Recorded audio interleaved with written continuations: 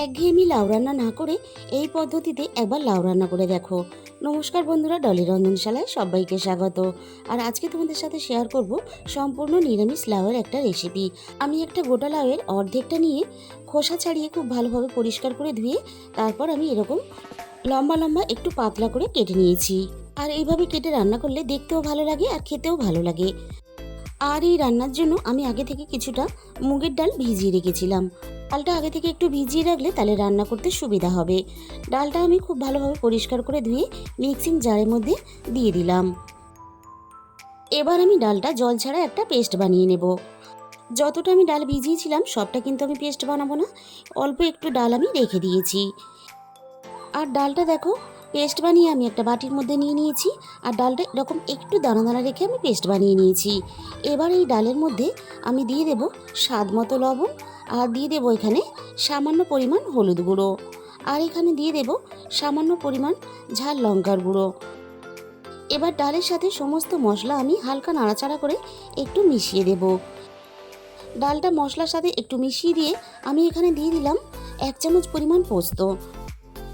আর এইভাবে বড়া বানালে বড়াগুলো খেতে ভীষণই ভালো হয়। আর অল্প পরিমাণ পোস্ত দিলে বড়ার স্বাদটা সম্পূর্ণ বদলে যায়। সব কিছু আমি একসাথে মিশিয়ে দিয়ে আমি এবার একটা সাইডে রেখে দেব। আর প্রথমে আমি রান্নার জন্য একটা মশলা বানিয়ে নেব। তার জন্য আমি এখানে দিয়ে দিলাম কড়াইয়ের মধ্যে 1 চামচ পরিমাণ পাঁচফোড়ন, আর দিয়ে দিলাম এখানে 1 চামচ পরিমাণ সর্ষে। এবার আমি মশলাটা হালকা আঁচে নাড়াচাড়া করে ভেজে নেব। খুব বেশি ভাজবে না, মশলাটা পুড়ে গেলে তাহলে তিতো হয়ে গিয়ে রান্নার স্বাদটা নষ্ট হয়ে যাবে।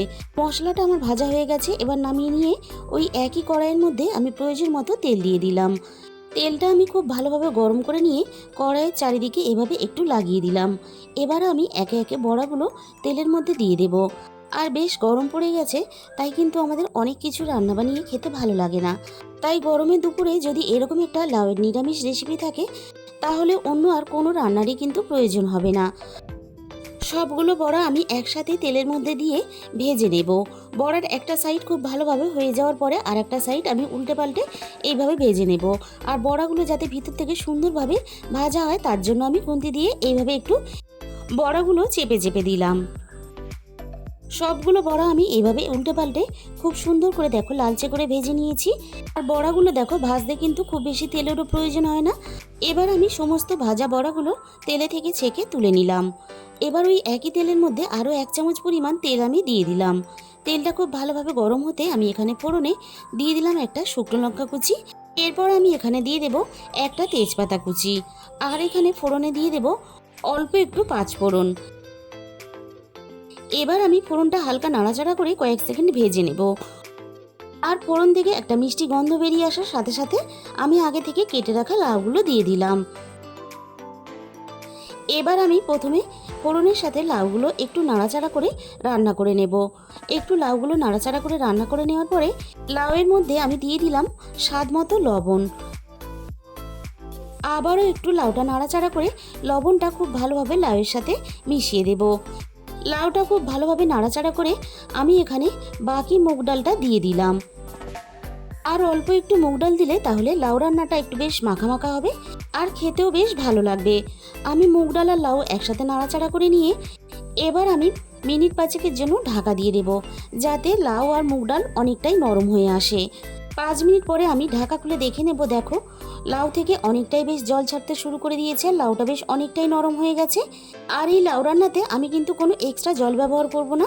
লাউ থেকে যে জলটা বেরোবে সেই জলটাতে কিন্তু আমি রান্নাটা করে নেব। তাই প্রথম থেকে শেষ পর্যন্ত আমি কিন্তু গ্যাসের ফ্লেমটা একেবারে লোতে দিয়ে রান্নাটা করে নেব।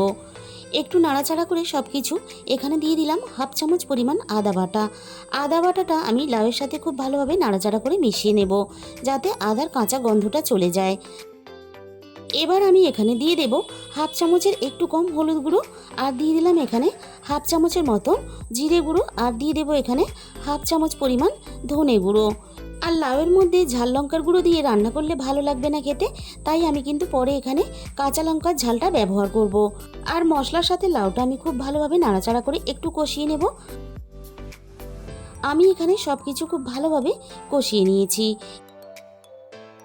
এবার আমি এখানে দিয়ে দিলাম ঝালের জন্য 2টো কাঁচা লঙ্কা, মাঝখান থেকে আমি ভেঙে দিলাম। এবার লাউ আর ডাল খুব ভালোভাবে সিদ্ধ হওয়ার জন্য মিনিট 10 জন্য ঢাকা দিয়ে দিলাম।